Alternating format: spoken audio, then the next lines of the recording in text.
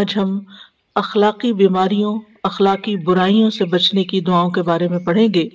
قرآن مجید میں سورۃ الحشر میں اللہ تعالیٰ فرماتے ہیں، اور وہ لوگ جو ان کے بعد آئے وہ کہتے ہیں، اے ہمارے رب ہمیں بخش دے، اور ہمارے ان بھائیوں کو بھی جو ایمان لانے میں ہم سے سبقت لے گئے، اور ہمارے دلوں میں ان لوگوں کے لیے جو ایمان لائے کوئی کدورت نہ رکھ، اے ہمارے رب بے شک تو بہت شفقت کرنے والا، نہایت رحم کرنے والا ہے۔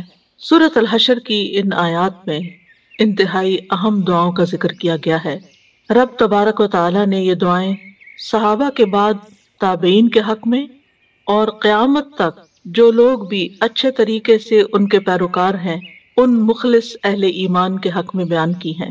یہ وہ دعائیں ہیں جن میں مومنوں کے آپس کے تعلقات اور ایک دوسرے کے ساتھ معاملات اور ایک دوسرے کے ساتھ اچھے اخلاق کے برتنے کی تاکید ملتی ہے کہ وہ آپس میں کس طرح باہمی محبت رکھتے ہیں اور ایک دوسرے سے کس طرح اسلامی اخوت کا مظاہرہ کرتے ہیں، کہ وہ ایک دوسرے کے حقوق بھی ادا کرتے ہیں اور اس کے ساتھ ساتھ ان کے لیے دعائیں کرتے ہیں اور ان کے لیے اپنے دلوں میں کسی قسم کا میل نہیں رکھتے، اور یہی ایمان کی علامت ہے۔ نہ صرف یہ کہ زندگی میں ان کے حق میں دعائیں کرتے ہیں بلکہ ان کے مرنے کے بعد بھی اور صدیوں بعد بھی ان کے لیے دعائیں کرتے رہتے ہیں۔ اس سے پچھلی آیات میں اللہ سبحانہ وتعالیٰ نے پہلے مہاجرین کی تعریف کی اور فرمایا الذین اخرجوا من دیارہم واموالہم یبتغون فضلا من اللہ ورضوانا وینصرون اللہ ورسولہ اولئک ھم الصادقون۔ وہ لوگ جو اپنے گھروں اور اپنے مالوں سے نکال باہر کیے گئے، وہ اللہ کی طرف سے فضل اور رضا تلاش کرتے ہیں اور اللہ اور اس کے رسول کی مدد کرتے ہیں، یہی لوگ ہیں جو سچے ہیں۔ تو یہ آیت مہاجرین کے بارے میں نازل ہوئی۔ پھر اللہ تعالیٰ نے اس کے بعد انصار کی تعریف کی، والذین تبوؤا الدار والایمان من قبلہم یحبون من ہاجر الیہم، اور وہ جنہوں نے ان سے پہلے اس گھر میں اور ایمان میں جگہ بنا لی ہے، وہ ان سے محبت کرتے ہیں جو ہجرت کر کے ان کی طرف آئے ہیں، حالانکہ ان کے درمیان کوئی حسب نسب کا خونی رشتہ، کسی قسم کا کوئی تعلق اس سے پہلے نہ تھا، لیکن ایمان کے رشتے کی بنا پر انصار آنے والے مہاجرین سے محبت کرتے ہیں۔ پھر مومنوں کی تیسری قسم کی بات کی گئی جو ان دو گروہوں کے بعد قیامت تک آتے رہیں گے، خواہ وہ مہاجرین میں سے ہوں یا انصار میں سے ہوں۔ یہ تیسرا گروہ والذین جاؤوا من بعدہم، وہ لوگ جو ان کے بعد آئے یعنی انصار و مہاجرین کے بعد آئے، وہ کیا کہتے ہیں؟ یعنی ان میں ہم لوگ بھی شامل ہو سکتے ہیں اگر ہم انصار و مہاجرین کی پیروی کرنے والے ہیں اور انہی کی طرح ایمان لانے والے اور ایسا ہی اخلاق اپنانے والے ہیں۔ وہ کیا کہتے ہیں؟ یقولون ربنا اغفر لنا ولاخواننا الذین سبقونا بالایمان، کہ ہمارے رب ہمیں بھی بخش دے اور ہمارے ان سب بھائیوں کو بھی بخش دے جو ہم سے پہلے ایمان میں سبقت لے گئے، یعنی ہم سے پہلے کی جتنی بھی جنریشنز ہیں ان میں جتنے بھی ایمان والے گزرے ہیں ان سب کی بخشش فرما دے۔ وَلَا تَجْعَلْ فِي قُلُوبِنَا غِلًّا لِّلَّذِينَ آمَنُوا، کتنی خوبصورت دعا ہے کہ اے رب، اے ہمارے رب، ہمارے دلوں میں ان لوگوں کے لیے کسی قسم کی کوئی کدورت نہ ہو جو ایمان والے ہیں، چاہے وہ پہلے گزرے چاہے وہ آج ہیں۔ تو اس سے پتہ چلتا ہے کہ ایک مومن کا مومن کے ساتھ تعلق کیسا ہوتا ہے، رشتہ کیسا ہوتا ہے، کہ اس کے دل میں اس کے لیے برائی نہیں ہوتی، کدورت نہیں ہوتی، نفرت نہیں ہوتی، کینہ نہیں ہوتا، بغض نہیں ہوتا، بلکہ وہ ایک دوسرے سے محبت کرتے ہیں اور صاف دل رکھتے ہیں۔ ربنا انک رؤوف الرحیم، اے ہمارے رب بے شک تو بہت ہی شفقت کرنے والا، بڑا ہی رحم فرمانے والا ہے۔ تو یہاں پر ایمان والوں کے تین گروہوں کا ذکر ہے۔ کچھ وہ ہیں جو ایمان کی خاطر اپنا ایمان بچانے کے لیے اپنے گھر بار، اپنے کاروبار، اپنی تجارت، اپنا سب کچھ چھوڑ دیتے ہیں، اور کچھ وہ ہیں جو آنے والوں کو پناہ دیتے ہیں اور دین کے مددگار بنتے ہیں، اور پھر تیسری کیٹیگری کے لوگ وہ ہیں جو ان کی پیروی کرتے ہیں۔ یہ سب لوگ ہماری دعاؤں کے مستحق ہیں۔ ہمیں اپنے دین اور ایمان والے، ایمان کے رشتے میں بندھے ہوئے ساتھیوں کے لیے دعا کرنی چاہیے، اور پھر کس چیز کی دعا؟ بخشش کی دعا، اور پھر اپنے لیے بھی اور ان کے لیے بھی۔ اور پھر آپ دیکھیں کہ یہاں پر یہ جو بات کی گئی نا، الذین سبقونا بالایمان، اس میں زمانی سبقت بھی ہے اور مانوی سبقت بھی ہے، یعنی جو ہم سے پہلے کے زمانے میں ایمان لے آئے، جو ایمان لانے میں ہم سے پہل کر گئے، جو پہلے سے ہی ایمان لا چکے، اور دوسری مانوی سبقت بھی ہے، یعنی جن کا ایمان ہم سے سبقت لے گیا ہے۔ اور یہ ایک حقیقت ہے کہ ہمارا ایمان صحابہ جیسا تو نہیں ہے، تابعین جیسا تو نہیں ہے، پہلی جنریشن جیسا تو نہیں ہے، یعنی وہ سب لوگ جو ایمان میں ہم سے آگے ہیں۔ دنیاوی اعتبار سے اگر کوئی شخص آپ سے آگے نکل جائے تو آپ اس کے لیے کیسے جذبات رکھتے ہیں؟ یعنی اگر کسی کا بزنس آپ سے زیادہ فلرش کر جائے، آپ سے زیادہ ایجوکیشن میں آگے بڑھ جائے، یا اس کو کوئی دنیا کی نعمت مل جائے، تو عموماً لوگ ایک دوسرے سے حسد کرنے لگتے ہیں۔ حتیٰ کہ بعض اوقات یہ بھی دیکھا گیا کہ اگر کوئی دین میں بھی ہم سے آگے نکل جائے، تو جیسے آپ دیکھیں یہود نے نبی صلی اللہ علیہ وسلم سے حسد کر لیا تھا کہ آپ کو کیوں نبوت دی گئی، ہمیں کیوں نہیں دی گئی، لیکن یہ اہل ایمان ایسے ہیں کہ وہ حسد نہیں رکھتے، کوئی قدورت نہیں رکھتے، اس لیے دعا کرتے ہیں، اور پھر دعا بھی کرتے ہیں کہ ہمارے دلوں میں کبھی کوئی میل آئے ہی نہ۔ اور یہ اسی صورت میں ہو سکتا ہے جب انسان اخلاق کے اعلیٰ درجے پر ہو، اور اچھے اخلاق کی بنیاد ایمان ہی ہوا کرتا ہے۔ جتنا جتنا ایمان اسٹرانگ ہوگا، جتنا جتنا ایمان مضبوط ہوگا، اتنا ہی انسان کا اخلاق بھی اچھا ہوگا، کیونکہ تقوی کے بغیر، خوف خدا کے بغیر انسان کسی کے ساتھ بھی اچھا برتاؤ نہیں کر سکتا، کیونکہ انسان کو انسان سے کچھ نہ کچھ شکایت ہو جاتی ہے۔ صحابہ کے درمیان بھی آپس میں اختلاف ہوئے، لیکن جہاں دین اور ایمان کی بات آئی وہاں وہ ایک دوسرے کے لیے بہترین مددگار تھے۔ اور جس شخص کو یہ احساس ہو کہ مجھ پر رب نگرانی کر رہا ہے، میرا رب مجھے دیکھ رہا ہے، وہ پھر صرف اپنے ظاہر کی حفاظت نہیں کرتا، وہ اپنے باطن کی بھی حفاظت کرتا ہے۔ اس کی توجہ اپنے دل پر بھی ہوتی ہے کہ میرے دل کی اصلاح ہو، کیونکہ اخلاص کا اپوزٹ منافقت ہوتی ہے۔ اگر آپ اندر سے خالص کا مطلب صاف، اگر اندر سے آپ صاف نہیں ہیں تو، اور صرف زبان سے ایک کاروباری قسم کا اخلاق ظاہر کرتے ہیں، جیسے آپ دیکھیں کہ آپ کچھ خریدنے کے لیے جاتے ہیں تو ضروری تو نہیں کہ وہ آپ سے خوش ہوتے ہیں، لیکن کس طرح اسمائل کر کے ملتے ہیں، اور وہ ہمیشہ کہتے ہیں کہ کسٹمر از آلویز رائٹ، چاہے آپ کتنی نکتہ چینی کر رہے ہو یا غلط باتیں بھی کر رہے ہیں، لیکن وہ اخلاق کیا ہے؟ کاروباری اخلاق ہے، ایک تجارتی اخلاق ہے، جس میں انہیں اپنا کچھ پروڈکٹ سیل کرنا ہے، کیونکہ اگر آپ ان سے ناراض ہو گے تو کچھ خریدیں گے نہیں۔ اہل ایمان کا اخلاق صرف ظاہری اور کاروباری اخلاق نہیں ہوتا، بلکہ وہ اس کی روٹس بہت ڈیپ ہوتی ہیں، اور وہ ایمان کی بنیاد پر سچا پیار، سچا خلوص، سچی محبت، سچی ہمدردی ہوتی ہے، کہ جس میں وہ صرف ظاہر نہیں، اپنے دل کو بھی چمکاتا رہتا ہے، اپنے دل کے اندر بھی دوسروں کے خلاف کوئی بغض، کوئی میل نہیں رکھتا، اور اسی کی وہ دعا بھی کرتا ہے کہ ہمارے اندر کسی قسم کا کوئی کینہ یا دشمنی باقی نہ رہے۔ اور اس میں آپ دیکھیے کہ اس کے لیے دعا کرنا جس کا آپ پر احسان ہو، جس سے آپ کا تعلق ہو، جس سے آپ کی رشتہ داری ہو، وہ تو آسان ہوتا ہے، لیکن ان لوگوں کے لیے دعا کرنا جن کے نام تک ہمیں نہیں آتے، جن کی رنگ نسل زبان بھی ہمیں نہیں معلوم، ان سب کے لیے دعا کرنا یہ کتنے بڑے اخلاق کی بات ہے، یہ معمولی بات نہیں ہے۔ یعنی عموماً ہم دعاؤں میں ان لوگوں کو یاد رکھتے ہیں کہ جن کے ساتھ ہمارا جتنا گہرا تعلق ہوتا ہے، اور ہم ان کے لیے خیر خواہی چاہتے ہیں، ہم جو اپنے لیے چاہتے ہیں وہی ہم ان کے لیے چاہتے ہیں، لیکن ان لوگوں کے لیے دعا کرنا جن کو ہم جانتے بھی نہ ہو، صرف ایک ہی پہچان ہو، اور وہ دین کی اور ایمان کی، کہ وہ ایمان کے رشتے میں ہمارے ساتھی ہیں، ہم ایک رب کو ماننے والے ہیں، آخرت کو ماننے والے ہیں، ایک دین کو ماننے والے، ایک کتاب کو ماننے والے ہیں، اس بنا پر ہم ایک دوسرے کا خیال کرتے ہیں۔ اور اس کی عملی مثال آج بھی آپ دیکھ سکتے ہیں، اگر آپ حرم مکی میں ہوں یا حرم مدنی میں ہوں تو آپ دیکھتے ہیں کہ بعض اوقات مجھے ریسنٹلی اتفاق ہوا، مدینہ کی مسجد میں بیٹھی تھی، تھرسڈے کا دن تھا، تھرسڈے کو عام طور پر لوگ روزہ رکھتے ہیں وہاں پر، اور افطار بھی مسجد کے اندر ہی کرتے ہیں۔ کووڈ سے پہلے تو وہ سفرہ لگتا تھا، دسترخوان بچتے تھے، اور لوگ بہت ایک طرح سے ایک فیسٹو ایٹماسفیئر کریٹ ہو جاتا تھا، لیکن اب صرف پیکٹس میں چیزیں دے دیتے ہیں ہر ایک کو۔ تو میں دیکھ رہی تھی کہ میرے ساتھ بالکل بیٹھی ہوئی خاتون، میرے آگے بیٹھی ہوئی خاتون جو تھی، بالکل سیدھی سادی سی، اور نہیں پتا کہ کس ملک سے تھی، کس شکل بھی، رنگ، ہر چیز بہت مختلف تھی۔ جو ہی افطار کا ٹائم قریب آیا، اس کے پاس تھوڑی سی اتنی سی کھجوریں ہوں گی، اسے سب کو بانٹنا شروع کر دی، اور اصرار کے ساتھ سب کو دینا شروع کر دی، کہ جس کو جانتے اور جس کو نہیں جانتے۔ یہ شیئرنگ کون کر سکتا ہے؟ یہ شیئرنگ صرف اور صرف اللہ کی خاطر ہی ہو سکتی، اور پھر یہ اصرار کے آپ کھا لو، آپ لے لو۔ اور پھر اس کے بعد یہ ہوا کہ جب اس کے پاس تھوڑی سی بچ گئی تو اس نے پیچھے والی ایک اور خاتون کو زبردستی اس کے آگے مسلح پہ رکھ دی کہ اب یہ تمہاری ہے۔ تو حقیقت یہ ہے کہ جب انسان اللہ کے لیے کچھ کرتا ہے تو پھر ہر طرح کی چیزوں سے اوپر اٹھ کے کرتا ہے. میرے ساتھ کون کیا کرتا ہے وہ اس کو نہیں دیکھتا، کون مجھے دیتا ہے کون نہیں دیتا، کون اچھا کرتا ہے کون برا کرتا. وہ اپنے رویے کو لوگوں کے رویے کے تابع نہیں کرتا، بلکہ وہ صرف اور صرف اللہ کی خاطر ہی خیر اور بھلائی کرتا ہے، اس کے ساتھ بھی جس کو وہ جانتا ہے اور اس کے ساتھ بھی جس کو وہ نہیں جانتا.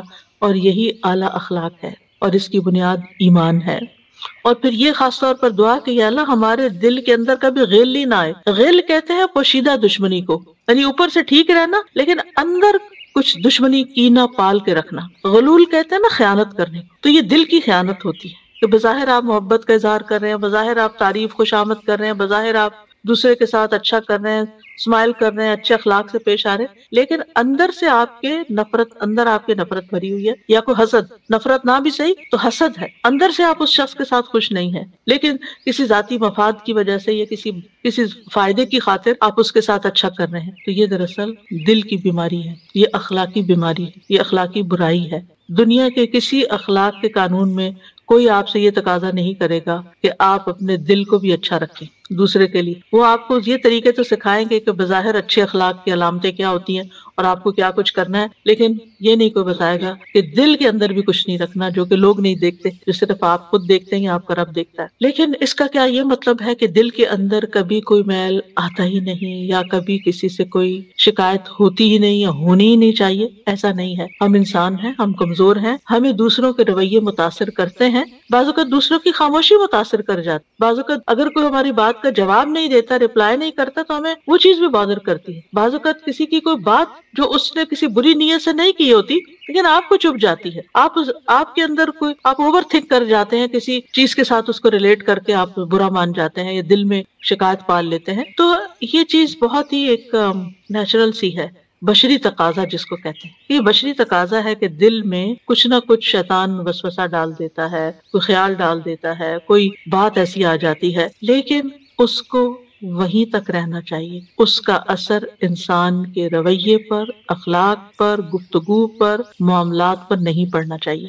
اور پھر اللہ سے دعا کرنی چاہیے کہ وَلَا تَجْعَلْ فِي قُلُوبِنَا غِلًّا لِّلَّذِينَ آمَنُوا. اللہ ایمان والوں کے لیے ہمارے دل میں، جو ہمارے دینی بہن بھائی ہیں ان کے لیے ہمارے دل میں کوئی میل باقی نہ آئے ہی نہ، ٹھہرے ہی نہ. یعنی شیطان تو وسوسے ڈالتا ہے، شیطان تو آپ کو اللہ تعالیٰ کے بارے میں، رسول کے بارے میں، دین کے بارے میں بہت سے وسوسے ڈالتا ہے. تو شیطان تو کبھی چھوڑے گا ہی نہیں آپ کو کہ آپ اس شخص کے بارے میں بھی کوئی برا سوچ رہے کہ جو آپ سے آپ کے لیے انتہائی خیر خواہ یا آپ کے لیے انتہائی محبت کرنے والا ہے. یعنی وہ تو کوئی نہ کوئی بدگمانی آپ کے دل میں ڈالے، لیکن کرنے کا کام کیا ہے کہ انسان اس کو ٹھہرنے نہ دے، اور کبھی بھی کسی سے کوئی شکایت ہو تو اس کا کوئی احسان یاد کر لے، اس کی کوئی خوبی یاد کر لے، اور اس سے انسان کی اپنی صحت ہی بہتر رہتی ہے، کیونکہ انسان کی خوشی کا دار و مدار اس کے دل کی حالت پر ہوتا ہے. اگر دل سکون میں ہو، دل کے اندر خوشی ہو، تو انسان کے رویے میں بھی اور معاملات میں بھی اچھا پن آ جاتا ہے. ہم سب جانتے ہیں کہ ابو بکر رضی اللہ عنہ کے دل میں حضرت مصطح کے خلاف اس وقت ناراضگی آ گئی تھی کہ جب انہیں پتہ چلا کہ انہوں نے آپ کی بیٹی کے اوپر الزام لگایا اور آپ نے قسم کھا لی کہ آج کے بعد میں مصطح کی مدد نہیں کروں گا. تو اللہ سبحانہ وتعالیٰ نے کیا آیت نازل کی؟ وَلَا يَأْتَلِ أُولُو الْفَضْلِ مِنْكُمْ وَالسَّعَةِ أَنْ يُؤْتُوا أُولِي الْقُرْبَى وَالْمَسَاكِينَ وَالْمُهَاجِرِينَ فِي سَبِيلِ اللَّهِ وَلْيَعْفُوا وَلْيَصْفَحُوا أَلَا تُحِبُّونَ أَنْ يَغْفِرَ اللَّهُ لَكُمْ وَاللَّهُ غَفُورٌ رَحِيمٌ. اور تم میں سے فضیلت اور وسعت والے اس بات سے قسم نہ کھا لیں کہ قرابت والوں اور مسکینوں اور اللہ کی راہ میں ہجرت کرنے والوں کو دیں، اور لازم ہے کہ وہ معاف کر دیں اور درگزر کریں. کیا تم پسند نہیں کرتے کہ اللہ تمہیں بخش دے؟ اور اللہ بے حد بخشنے والا مہربان ہے. یعنی کہ اپنے لیے تم کیا چاہتے ہو؟ ہم میں سے ہر شخص اپنے لیے کیا چاہتا ہے، اور تم میں سے کوئی شخص مومن نہیں ہو سکتا جب تک کہ اپنے بھائی کے لیے وہ نہ چاہے جو وہ اپنے لیے چاہتا ہے. ہم یہی چاہتے ہیں کہ اگر ہم سے کوئی غلطی ہو جائے تو دوسرا ہمیں معاف کر دے، ناراضگی چھوڑ دے. تو اسی طرح ہمیں بھی ناراضگیوں کو لمبا نہیں کرنا چاہیے بلکہ اس کو چھوڑ دینا چاہیے. اور پھر یہاں اللہ تعالیٰ کے دو عظیم نام بیان ہوئے ہیں، ربنا انک رؤوف الرحیم، کہ اے رب تو اپنے بندوں کے ساتھ بڑی ہی شفقت اور محبت کرتا ہے، تو بڑی ہی نرمی کرنے والا ہے، تو بہت زیادہ رحم کرنے والا ہے. تو پھر ہمیں کیا کرنا چاہیے؟ یہ نام ہمیں کیا سکھاتے ہیں کہ ہمارے اندر بھی دوسروں کے لیے شفقت اور مہربانی کا احساس اور جذبہ ہونا چاہیے. یہ دعا جو ہے یہ بہت جامع دعا ہے اور اس میں سارے اہل ایمان کور ہو جاتے ہیں. اور پھر اس سے ایمان، اس دعا سے ہمیں ایمان کی ویلیو پتہ چلتی ہے کہ کتنا قیمتی تحفہ ہے ہمارے لیے، کہ جس کی وجہ سے سارے مسلمان انما المؤمنون اخوہ، آپس میں بھائی بھائی بن جاتے، باقی ساری پہچان پیچھے چلی جاتی ہے، چاہے وہ رنگ کی ہو، نسل کی ہو، رشتوں کی ہو، تو دنیا کا کوئی بھی چیز سب پیچھے چلا جاتا ہے، ایمان سب سے اوپر آ جاتا ہے۔ اور پھر آپ دیکھیے کہ جو لوگ اپنے مومن بھائیوں کے لیے یہ دعائیں کرتے ہیں اور ان کے لیے محبت اور ان کے لیے اچھے جذبات رکھتے ہیں، لیکن پھر بھی دل کے اندر کچھ رہ جاتا ہے، تو قیامت کے دن کیا ہوگا؟ وَنَزَعْنَا مَا فِي صُدُورِهِم مِّن غِلٍّ تَجْرِي مِن تَحْتِهِمُ الْأَنْهَارُ، کہ جنت میں لے جانے سے پہلے قنطرہ کے اوپر دلوں کے اندر سے ہر طرح کی میل کچیل نکال دی جائے گی، جو کسی بھی طرح کے اثرات کیونکہ بعض اوقات ایسا ہوتا ہے کہ کسی کے رویے کی وجہ سے تکلیف پہنچتی ہے تو وہ دکھ دل میں رہ جاتا ہے نہ چاہتے ہوئے بھی۔ جیسے حضرت حمزہ کو وحشی نے شہید کیا تھا تو نبی صلی اللہ علیہ وسلم کے سامنے جب وہ آیا تھا، آپ نے فرمایا کہ اس کو لے جاؤ یہاں سے، کیونکہ مجھے اپنے چچا کی شہادت یاد آتی ہے۔ لیکن کیا اس کے بعد آپ نے اسے کوئی انتقام لیا، یا آپ نے اس کے ساتھ اس کو کچھ سنائی، یا اس کو کوئی ڈانٹ ڈپٹ کی، یا اپنا رویہ اسے خراب کیا؟ کچھ بھی نہیں، بس ایک وسیع تقاضے کے تحت یہ کہا کہ سامنے نہ آئے تاکہ مجھے وہ واقعہ یاد نہ آئے۔ اس حد تک تو ٹھیک ہے، اور اس سے یہ بات بھی پتہ چلتی ہے کہ اگر کسی نے آپ کے ساتھ اس درجے کی زیادتی کی ہے تو اس صورت میں انسان ٹھیک ہے بہت زیادہ اس کے بعد آپس میں میل جول نہ رکھے کہ پھر انسان بدتمیزی یا بد اخلاقی پہ اترا، اوائڈ کرے سچویشن کو، لیکن اپنے رویے میں کوئی بد اخلاقی نہ اختیار کرے، کوئی اپنے آپ کو نہ گرائے۔ دیکھیے بد اخلاق ہونا اپنے آپ کو گرانا ہے۔ جب آپ چیخ کے بولتے ہیں، جب آپ غصے میں بولتے ہیں، جب آپ ڈانٹ کے بولتے ہیں، آپ اپنی ویلیو کم کر رہے ہوتے ہیں، آپ کا مقام گر رہا ہوتا ہے۔ بعض اوقات ہم یہ سمجھتے ہیں نا کہ ہم کسی کے اوپر دھونس جمائیں گے یا ہم کسی کو ڈانٹ کے بات کریں گے تو ہماری بات زیادہ سنی جائے گی۔ وہ عزت بچانے کے لیے انسان وقتی طور پہ دوسرا خاموش ہو جاتا ہے اور آپ کی بات سن لیتا ہے، لیکن اس کے دل میں آپ کی وہ محبت اور قدر نہیں ہوتی، آپ اس کی نگاہوں میں گرتے ہیں۔ اور یہ تو انسان کی نگاہوں میں گرنا ہے، آپ اللہ کی نگاہ میں کتنے گر جاتے جب آپ بد اخلاقی اختیار کرتے ہیں۔ اب یہ ہے کہ جنت کی خوبصورتی یہاں بیان کی گئی کہ وہاں پر کتنی نہریں بہ رہی ہوں گی اور وہ اللہ کا شکر ادا کر رہے ہوں گے اور سب کچھ۔ جنت ایسی جگہ ہے کہ جہاں سب سے جو سکون اور خوشی کی بات ہوگی کہ صاف دل کے لوگ ہوں گے صرف وہاں پر۔ اگر کسی کے دلوں میں کوئی اثرات باقی ہے تو وہ نکال دیے جائیں گے۔ حتیٰ کہ جنت میں اگر کوئی شخص اپنے باپ یا چچا کے قاتل کو بھی اپنے سامنے دیکھے گا، وحشی کو بھی دیکھے گا، تو اس کے دل میں کوئی تکلیف نہیں ہوگی، وہ سب نکال دی جا چکی ہوں گی۔ لیکن اس مقام تک پہنچنے کے لیے ضروری ہے کہ ہم اپنے آپ کے ساتھ جد و جہد کرتے رہیں، دوسروں کی اچھی باتیں یاد کریں اور بری باتوں کو چھوڑ کر اپنے دلوں کو صاف کرتے رہیں اور دعا کرتے رہیں۔ دعاؤں میں شیخ بن باز تھے تو وہ کثرت سے یہ دعا کرتے رہے کہ اللہم اصلح لی قلبی، اے اللہ میرے دل کی اصلاح کر دے، کیونکہ سب سے زیادہ دل ہی بے قابو ہوتا ہے، دل ہی خراب ہوتا ہے، دل ہی پریشان ہوتا ہے، دل ہی بے چین ہوتا ہے، دل ہی اس طرح کی باتیں سوچتا رہتا ہے، تم فلاں نے تمہارے ساتھ یہ زیادتی کی، فلاں نے تمہارے ساتھ یہ ظلم کیا، فلاں نے تمہیں یہ کہہ دیا، فلاں یہ کرتا ہے، اور کچھ نہ کچھ بدگمانی خواہ میں ڈالتا رہتا۔ اگر دل کی اصلاح ہو جائے تو اس سے زیادہ انسان کے لیے خیر کی بات کچھ نہیں۔ یہ دعا جو ہے یہ بہت زیادہ برکت کی حامل ہے اور اس کو دن رات مانگنا چاہیے، اپنی خاص دعاؤں میں اس کو شامل کر لینا چاہیے، کیونکہ ہر مومن کا دوسرے مومن پر حق، اور پھر خاص طور پر بخشش کی دعا مانگنے کا، کیونکہ ہم سب کو بخشش چاہیے۔ ہم جس طرح اپنے لیے چاہتے ہیں نا کہ ہمیں ہماری کوئی پکڑ نہ ہو، ہمیں کوئی اللہ سبحانہ وتعالیٰ کی طرف سے ہم پر کوئی ناراضگی اور عذاب نہ ہو، تو ہمیں باقی مسلمان بہن بھائیوں کے لیے بھی اور سب کے سب، اور پھر یہ کہ اللہ تعالیٰ کے ناموں کا ایک طرح سے وسیلہ دینا کہ ربنا انک رؤوف رحیم، اس میں رب کی بات بھی ہے، رؤوف کی بھی ہے، رحیم کی بھی ہے۔ اور اسے یہ بات بھی پتہ چلتی ہے کہ اہل ایمان کے سینے جو ہیں وہ سلامتی والے ہوتے ہیں، اور مومن سے محبت رکھتا ہے، خواہ اس نے اس کو دیکھا ہوا نہ بھی ہو۔ اور دعا کے آداب بھی پتہ چلتے ہیں کہ سب سے پہلے اپنے لیے دعا کرنی چاہیے، پھر جو اس سے قریب ہو، اور پھر اس سے بعد جو لوگ ہوں، اور پھر اس میں خاص طور پر چونکہ والذین جاؤوا من بعدہم میں صحابہ کی طرف اشارہ ہے، تو ہمیں صحابہ کے لیے بھی دعا کرنی چاہیے اور ان کی تعظیم کرنی چاہیے، اور صحابہ سے محبت جو ہے واجب ہے ہمارے لیے، اور صحابہ سے بغض رکھنے والے لوگ، صحابہ سے نفرت کرنے والے لوگ اس دعا میں شامل نہیں ہوں گے، کیونکہ وہ اس درجے سے نیچے آ جاتے ہیں۔ اور پھر یہ ہے کہ اس آیت سے یہ بھی پتہ چلتا ہے کہ اہل ایمان کے 3 درجے ہیں، ایک ہے سابقون کا جو صحابہ انصار اور مہاجرین کی شکل میں تھے، اور ایک ہے اس کے بعد جو ان کے فالوورز ہوں، اور جتنے زیادہ فالو کریں گے اتنے ہی سبقت میں ان کے قریب ہو جائیں گے۔ اور صحابہ نے جتنی قربانیاں کی، اور خاص طور پر ابتدائی دور کے صحابہ نے، ان کے بعد آنے والے حتیٰ کہ صحابہ بھی جو بعد کے دور میں مسلمان ہوئے، وہ پہلوں کے درجے کو نہیں پہنچ سکتے جو پہلے سبقت لے گئے تھے ایمان میں۔ نبی صلی اللہ علیہ وسلم فرمایا کہ تم احد پہاڑ برابر بھی سونا خرچ کر دو، تم ان کے مد یا نصف کو بھی نہیں پہنچ سکتے۔ یعنی اگر مد ایک پیمانہ، یعنی اگر ایک مد بھر بھی اگر وہ خرچ کرتے ہیں تو اس کے مقابلے میں تمہارا احد پہاڑ، اور عام طور پر جب احد پہاڑ دیکھا نہ ہو تو یوں لگتا ہے جیسے وہ ایک پہاڑ ہے بس کڑا ہے، لیکن جب آپ جاتے ہیں تب حیران ہو جاتے ہیں کہ وہ پورا ایک سلسلہ ہے، پہاڑ ایک طویل پہاڑ ہے۔ تو ریسنٹلی جب میں احد پہاڑ کے پاس سے گزر رہی تھی تو میں ساتھ ساتھ تھوڑا سا اس کی پکچرز بھی بنا رہی تھی، اور میں سوچ رہی تھی کہ اتنا سونا کس کے پاس اتنا سونا ہوگا، یا اللہ ہم کچھ بھی کر لیں تو ہم صحابہ جیسے نہیں ہو سکتے، تو ہمیں ان کی کتنی رسپیکٹ کرنی چاہیے اور ان کی قربانیوں کی کتنی قدر کرنی چاہیے۔ اور یہ قدر بھی اللہ تعالیٰ نے ہمیں سکھائی کہ تم ان کے مقام کو نہیں پہنچ سکتے لیکن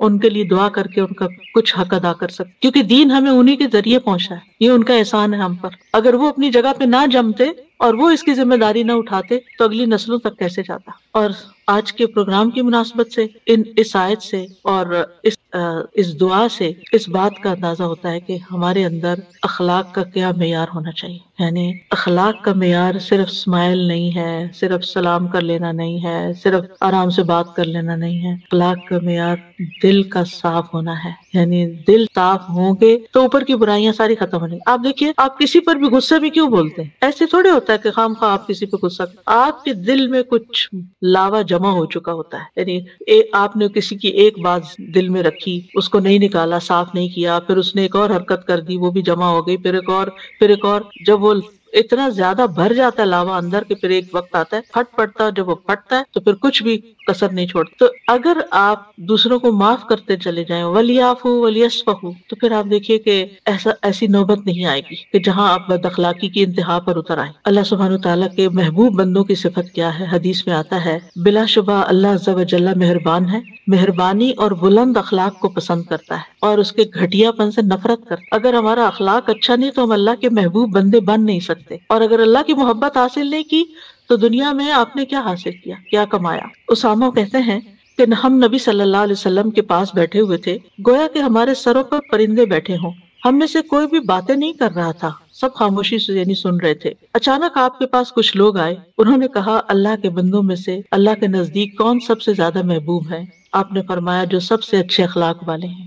قیامت کے دن اچھے اخلاق والے سب سے زیادہ نبی صلی اللہ علیہ وسلم کے قریب ہوں گے مجلس کے اعتبار سے۔ آپ دیکھیے کہ اگر دنیا میں آپ مسجد نبوی میں جائیں اور روزہ پر آپ جانا چاہیں اور آپ کو موقع نہ ملے یا ملے بھی تو ذرا دور ملے تو آپ کو یہ محسوس ہوتا ہے کہ آپ نے بہت کچھ کھو دیا۔ ریسنٹلی مجھے اتفاق ہوا کہ جب خواتین روزہ کی طرف جا رہی تھی تو اچانک گیٹ بند ہو گیا۔ اس کے بعد ایک خاتون اتنا رونا شروع کر دیا، اس نے اتنا رونا شروع کر دیا، اتنا رونا، مجھے اس کے حال پہ رحم آ رہا۔ وہ ہاتھ مار رہی تھی دروازے کے اوپر اور پھر پیچھے لوٹتی، پھر واپس پلٹتی، پھر ہاتھ مارتی، پھر روتی۔ تو میں اس کو دیکھ کے غور کر رہی تھی کہ یہ تو دنیا ہے، قبر کے پاس جانے کا موقع نہیں مل رہا، اور وہ بھی جو نظر ہی نہیں آتی، صرف ایک فیلنگ ہوتی ہے نا کہ ہم قریب قریب قریب قریب آ گئے۔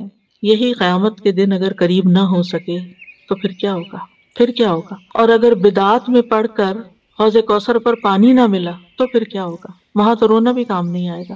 یہاں تو ہو سکتا ہے آپ کا رونا دیکھ کے کسی کو ترس آ جائے اور کوئی آپ پر مہربانی کر دے، لیکن وہاں کیا ہوگا؟ تو وہ کون سی چیزیں ہیں جو ہمیں اپنانی ہیں تاکہ ہم قیامت کے دن رسول اللہ صلی اللہ علیہ وسلم کے قریب ترین ہو جائیں؟ اور اس میں سے ہمیں نماز نہیں بتائی گئی، روزہ نہیں بتایا گیا، کچھ اور نہیں بتایا گیا، اچھا اخلاق بتایا گیا کہ اچھے اخلاق کی وجہ سے سب سے زیادہ نبی صلی اللہ علیہ وسلم فرمایا کہ بے شک قیامت کے دن میرے نزدیک تم میں سے سب سے زیادہ محبوب، یعنی آپ ان سے محبت کرتے ہوں گے، اور قریب بیٹھنے والے لوگ وہ ہوں گے جو بہترین اخلاق والے۔ پھر اسی طرح ان کو سب سے افضل لوگ کہا گیا۔ رسول اللہ صلی اللہ علیہ وسلم سے پوچھا گیا یا رسول اللہ کون سے لوگ افضل ہیں؟ آپ نے فرمایا ہر مخموم القلب اور سچی زبان والا۔ صحابہ نے کہا ہم سچی زبان والے کو تو جانتے ہیں، مخموم القلب کون ہوتا ہے؟ فرمایا ایسا دل جو ڈرنے والا اور صاف ہو، اس میں گناہ، بغاوت، خیانت اور حسد نہ ہو۔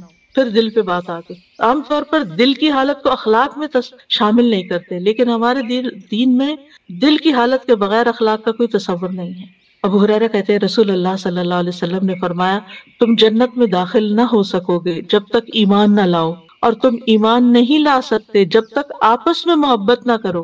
ایمان ہی مکمل نہیں۔ کیا میں تمہیں ایسی بات نہ بتا دوں کہ جب تم اس پر عمل کرو گے تو تمہارے درمیان محبت پیدا ہو جائے گی؟ آپس میں سلام کو عام کرو، اور یہ صرف گھر سے باہر نہیں، گھر کے اندر بھی کثرت سے۔ صحابہ کا طریقہ کیا تھا کہ اگر جا رہے ہوتے تھے اور بیچ میں جیسے درخت آ گیا اور کچھ درخت کے ادھر سے گزرے، کچھ ادھر سے گزرے، اور تھوڑی دیر کے لیے گیپ آ گیا، نظر نہیں آیا اور دوبارہ واپس آگے ملے جا کے تو پھر سب کو سلام کیا ایک دوسرے کو. لیکن ہم سمجھتے ہیں جیسے صبح اٹھ کے ایک دفعہ بس ہم نے کر دیا ہے اور اب ہم ایک گھر میں ہی رہ رہے ہیں. تو نہیں، اگر بچے کچن میں آتے ہیں پھر سلام کریں، آپ بیڈ روم میں جاتے ہیں سلام کریں، آپ گھر سے نکلتے ہیں سلام کریں، گھر میں داخل ہوتے ہیں سلام کریں. اگر صرف اس حکم پر بھی عمل کر لیا جائے تو گھروں میں محبت پیدا ہو جائے گی. آج ہر شخص پریشان ہے کہ ایک دوسرے کے ساتھ گھر والوں کے درمیان ہی ایک دوسرے کے لیے محبت اور نرمی اور شفقت نہیں. بہت سے لوگ یہ مسائل پوچھتے ہیں کہ بچے بہت لڑتے ہیں آپس میں، ان کا کوئی کچھ حل؟ بچپن میں اگر بچوں کو سلام کرنا سکھا دیں اور ایک دوسرے کو سلام کریں تو آپ دیکھیں لڑائی ہوگی بھی تو سلام کریں گے تو لڑائی ختم ہو جائے گی. اور مومنوں کا تو آپس میں رشتہ ہی کیا ہے، رحماء بینہم، ایک دوسرے کے لیے مہربان ہے، شفیق ہے، ایک جسم کی مانند ہے. اور پھر آپ دیکھیں کہ نبی صلی اللہ علیہ وسلم نے جو اچھے اخلاق کے اصول بتائے وہ کیا تھے. آپ نے فرمایا تم لوگ ایک دوسرے سے حسد نہ کرو، نہ ایک دوسرے کے خلاف ریٹ بڑھاؤ یعنی بزنس میں، نہ ایک دوسرے سے بغض رکھو، نہ ہی ایک دوسرے سے روگردانی کرو، اور تم میں سے کوئی کسی کے سودے پہ سودا نہ کرے. یعنی اگر کسی نے سودا کر لیا ہے تو تم زیادہ پیسے دے کے اس کا توڑا کے خود نہ کرو. اور اے اللہ کے بندو بھائی بھائی بن جاؤ. مسلمان کا بھائی ہے، نہ وہ اس پہ ظلم کرتا ہے، نہ اسے ذلیل کرتا ہے، نہ اس سے جھوٹ بولتا ہے، نہ اسے حقیر سمجھتا ہے. یہ ہے اخلاق، نہ ظلم، نہ ذلیل کرنا، نہ جھوٹ بولنا، نہ حقیر سمجھنا. اگر یہ خرابیاں نکل جائیں لوگوں کے اندر سے تو سارے مسائل ہی حل ہو جائیں. آپ نے فرمایا کسی آدمی کے برا ہونے کے لیے اتنا ہی کافی ہے کہ وہ اپنے مسلمان بھائی کو حقیر سمجھے. لیکن آپ دیکھیں کہ بعض اوقات ہم کہتے ہیں نہیں ہم حقیر تو نہیں سمجھتے، لیکن کسی کا مذاق اڑا رہے ہوتے ہیں، کسی پہ باتیں بنا رہے ہوتے ہیں، کسی کے اوپر کوئی طنز کر رہے ہوتے ہیں. تو یہ جو کسی کو حقیر سمجھتا ہے اسی کے ساتھ ایسا کرتا ہے. اگر کوئی کسی کی عزت کرتا ہے تو اس کا مذاق تھوڑی اڑاتا ہے، اس پہ طنز تھوڑی کرتا ہے. رسول اللہ صلی اللہ علیہ وسلم نے فرمایا مومن محبت کرتا ہے اور اس سے محبت کی جاتی ہے. یعنی وہ بھی محبت کرتا ہے، لوگ بھی اس سے محبت کرتے ہیں، اور اس بندے میں کوئی خیر نہیں جو نہ محبت کرتا ہے اور نہ اس سے کوئی محبت کرتا ہے، بس لیے دیے رہتا ہے. اور لوگوں میں سب سے بہترین وہ ہے جو ان کے لیے سب سے زیادہ نفع بخش ہے، سب سے زیادہ نفع بخش، جو سب سے زیادہ لوگوں کو فائدہ پہنچاتا ہے، وہ سب سے بہتر انسان ہے. اب ہمیں اپنے بارے میں سوچنا چاہیے کہ ہم دوسروں کو کس شکل میں کیا فائدہ پہنچا سکتے ہیں اور سب سے زیادہ ان کو کس چیز سے فائدہ ہو سکتا ہے. بعض اوقات کوئی کرنے کا کام بتا کے اور بعض اوقات کوئی نہ کرنے کا کام اس سے روک کے، اور اس کے علاوہ تو ظاہری مادی شکلیں تو بہت سی ہو سکتی ہیں. پھر اسی طرح دوسروں کے بارے میں اچھا گمان رکھنا اور دوسروں کے لیے خیر خواہی کرنا. اور پھر آپ دیکھیے کہ اچھا اخلاق جو ہے یہ انسانیت کا حسن ہے، ایک خوبصورتی ہے، ماحول کو خوبصورت بناتا ہے، کام کو آسان کر دیتا ہے، اور ایک ماحول کے اندر ایک خوشگواری پیدا ہو جاتی ہے. آپ دوسروں کی رعایت کرتے ہیں، دوسروں کے معاملے اور مصلحت کو سمجھنے کی کوشش کرتے ہیں، اور اس کے ساتھ ساتھ اپنے فرائض بھی ادا کرتے ہیں، کیونکہ سب سے زیادہ مسائل وہاں پیدا ہوتے ہیں جب انسان اپنا فرض ادا نہیں کرتا. جہاں اچھے اخلاق کی تعریف کی گئی وہاں بد اخلاقی کی مذمت بھی کی گئی ہمارے دین میں. رسول اللہ صلی اللہ علیہ وسلم نے فرمایا کہ اللہ کے بہترین بندے وہ ہوتے ہیں جب انہیں دیکھا جائے تو اللہ یاد آ جائے، اور بدترین بندے وہ ہوتے ہیں جو چغل خوری کرتے ہیں، محبت کرنے والوں کے درمیان فساد ڈالتے ہیں، تفریق پیدا کر دیتے ہیں، باغی ہوتے ہیں، بیزار ہوتے ہیں، متعنت ہوتے ہیں، یعنی سرکش قسم کے لوگ ہوتے ہیں. رسول اللہ صلی اللہ علیہ وسلم نے فرمایا مومن بھولا بھالا اور فراخ دل ہوتا ہے، اور فاجر چالاک اور دل میں بغض رکھنے والا ہوتا ہے. یعنی وہ کسی کا سچا خیر خواہ نہیں ہوتا، اس کو اپنے فائدے کی پتہ ہوتا ہے. آپ صلی اللہ علیہ وسلم نے فرمایا کیا میں تمہیں اہل جہنم کے بارے میں نہ بتاؤں کہ دوزخی لوگ کون ہیں؟ ہر وہ بد اخلاق آدمی جو کینہ پرور اور متکبر ہو، دل میں کینہ رکھے اور ایروگنس ہو اس کے رویے میں. تو جو غیر اخلاقی بیماریاں ہیں یا برائیاں ہیں ان میں حسد، کینہ، بغض، جو شخص اپنے بھائی کے لیے کینہ رکھے اسے مغفرت سے محروم کر دیا جاتا ہے. نبی صلی اللہ علیہ وسلم نے فرمایا پیر اور جمعرات کے دن جنت کے دروازے کھول دیے جاتے ہیں اور ہر اس بندے کی مغفرت کی جاتی ہے جو اللہ کے ساتھ کسی کو شریک نہ کرے سوائے اس آدمی کے جو اپنے بھائی کے لیے کینہ رکھتا ہو، دل میں برا رکھتا ہو. اور کہا جاتا ہے ان دونوں کی طرف دیکھتے رہو یہاں تک کہ وہ صلح کر لیں، آپس میں تعلقات اچھے کر لیں. اور 3 دفعہ یہ بات فرمائی. اسی طرح بد اخلاقی میں قطع تعلق کی، چھوٹی چھوٹی باتوں پہ ناراض ہونا، بول چال بند کر دینا، نمبر بلاک کر دینا، چھوٹی سی بات پہ غصہ آیا نمبر بلاک کر دیا، آنا جانا چھوڑ دیا، لین دین چھوڑ دیا، خوشی غمی پہ شریک ہونا چھوڑ دیا. پھر اسی طرح بد اخلاقی میں دوسروں کے عیب تلاش کرنا، پھر دوسروں کے عیب تلاش کرنا کہ اس کا قد چھوٹا ہے، اس کی شکل ایسی ہے، پھر نفرتیں پیدا کرنا، اختلافات کو ہوا دینا، ایک دوسرے پہ الزام تراشیاں کرنا. جیسے آپ آج کل آپ دیکھیں ریسنٹلی جو ہماری سیاست میں ہو رہا ہے کہ چھوٹی چھوٹی باتوں پر ایسے ایسے الزامات ایک دوسرے پر جن کی حقیقت اللہ ہی بہتر جانتا ہے. ایک بد اخلاقی کے کلچر کو رواج دے دینا، پھر بلا وجہ کی دشمنی پال لینا، اس کو ذاتی پرسنل دشمنی میں بدل لینا.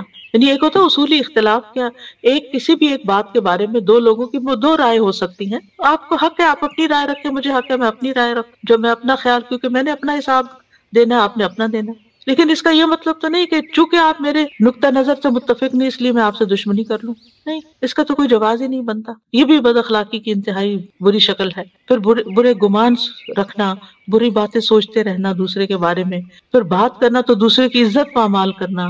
اور یہ معاملات صرف یہ نہیں کہ لوگوں کے ساتھ یا گھر سے باہر، گھر کے اندر بھی. آج یہ خاتون کا مسئلہ مجھے بھیجا گیا جس میں اس خاتون نے بتایا کہ میرے شوہر مجھے کئی بار طلاق دے چکے ہیں، بات پہ، اور اب تو شاید 10-12 سال سے ان کا کوئی آپس میں تعلق بھی نہیں ہے، اور لڑائی اور جھگڑا اور فساد، اور نہ کوئی بول چال، اور اگر وہ پوچھے بھی تو پوچھنے کا حق بھی نہیں ہے کہ ناراضگی کس بات کی. تو بعض لوگ تو یہ زحمت بھی نہیں کرتے کہ یہ بتائیں کہ ہم ناراض ہیں تم سے، تو کیوں ناراض ہیں، یا ہمیں تم سے یہ شکایت ہے تم آئندہ یہ کام نہیں کرو. تو یہ سب کچھ ایمان کی کمزوری اور ایمان کی خرابی ہے. اگر کوئی شخص اللہ سے ڈرتا ہو تو ایسا ظلم و زیادتی نہیں کر سکتا. ایسی صورت میں یا تو انسان بھلے طریقے سے رہے یا پھر بھلے طریقے سے الگ ہو جائے. لیکن ایسے ٹاکسک ریلیشن میں رہنا، اور پھر اسلامی لحاظ سے بھی کئی طلاقیں ہو چکی تھی، پھر تو بعد اکٹھے رہنے کا کوئی جواز بھی نہیں بنتا. تو کسی کی عزت پامال کرنا، اس کو ذلیل کرنا، یہ بھی بد اخلاقی میں آتا ہے. طنز کرنا، باتیں سنانا، اور مذاق اڑانا، ہنس دینا. یعنی دوسرا بات کر اور آپ ہنسنا شروع کر دیں اور اس بیچارے کو پتہ ہی نہ کہ آپ کس بات میں ہنس رہے ہیں. یہ بھی بد اخلاقی کی ایک قسم ہے. بظاہر آپ ہنس رہے ہیں لیکن آپ کا یہ ہنسنا بے جا ہے. یعنی بعض اوقات والدین بچوں کی چھوٹی چھوٹی چیزوں کے اوپر ہنسنا شروع کر دیتے ہیں، حالانکہ وہ ہنسنے کا مقام نہیں ہوتا. اس سے بچے ماں باپ سے بھی چڑھ جاتے ہیں. یعنی آپ کو بے وقوف سمجھتے ہیں نا کہ آپ جہاں ہنسنا نہیں چاہیے وہاں ہنس رہے ہیں، یا آپ ان کا مذاق اڑا کے ہنس رہے ہیں. پھر اسی طرح ایک دوسرے کے ساتھ مقابلے کرنا.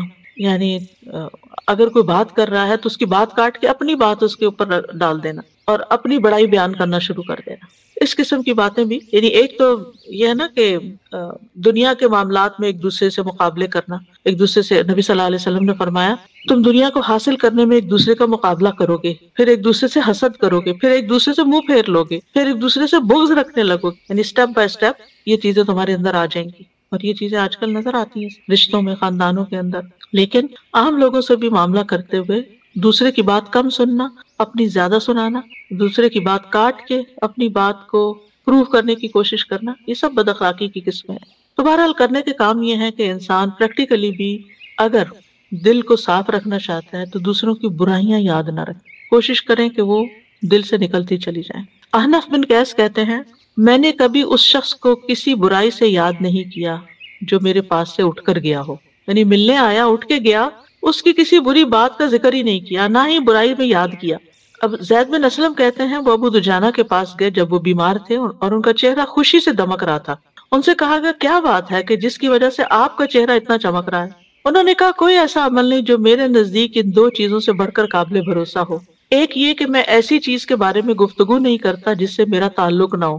دوسرا یہ کہ میرا دل مسلمانوں کے لیے پاک صاف سلامتی والا ہے. اگر ہم یہ دو باتیں سیکھ لیں تو کتنے ہی جھگڑے ختم ہو جائیں، اور خاص طور پر سیاست میں. پھر سینے میں حسد اور کینہ نہیں پال کے رکھنا چاہیے. ابن حجر کہتے ہیں حسد کینے کا نتیجہ ہے اور کینہ غضب کا نتیجہ. یعنی آپ کو غصہ آتا ہے تو اس سے پھر دل میں کینہ پیدا ہو جاتا ہے، پھر آپ حسد کرنے لگتے ہیں. ابو حاتم کہتے ہیں کہ کینہ شر کی بنیاد ہے، اور جو اپنے دل میں شر کو چھپاتا ہے وہ اس کے لیے ایسی نباتات اگاتا ہے جن کا ذائقہ تلخ اور کڑوا ہوتا ہے.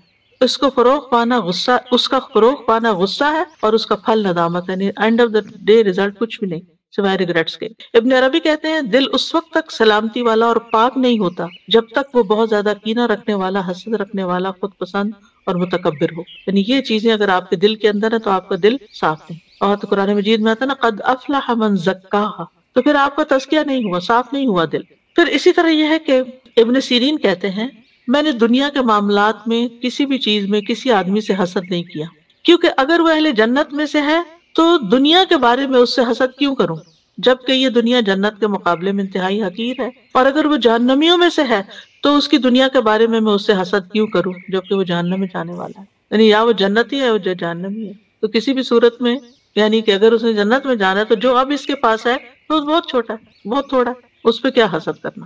پھر اسی طرح کہا جاتا ہے کہ جو لوگ بلند مرتبے پر فائز ہیں ان کے اندر اخلاق کی 10 چیزیں پائی جاتی ہیں: سینے کی سلامتی اور پاکیزگی، مال کی سخاوت، زبان کی سچائی، نفس کی انکساری، سختی میں صبر کرنا، تنہائی میں رونا یعنی اپنے گناہوں، لوگوں کے لیے خیر خواہی کرنا، مومنوں کے لیے رحم دل ہونا، اور فنا ہونے کے بارے میں غور و فکر کرنا کہ یہ جسم ختم ہو جائے گا، ایک دن چلے جائیں گے دنیا سے، اور چیزوں سے عبرت پکڑنا یعنی ہر واقعے سے کچھ سبق سیکھنا۔ اسی طرح اچھے اخلاق میں سے یہ ہے کہ انسان کسی کے بارے میں دل میں دشمنی نہ رکھے کہ میں اس سے یہ انتقام لے کر رہوں گا یا اس سے بدلہ لے کر رہوں گا، اور اس طرح کی سوچوں کو اپنے اندر یعنی انتقام کی آگ میں خود سلگتا نہ رہے۔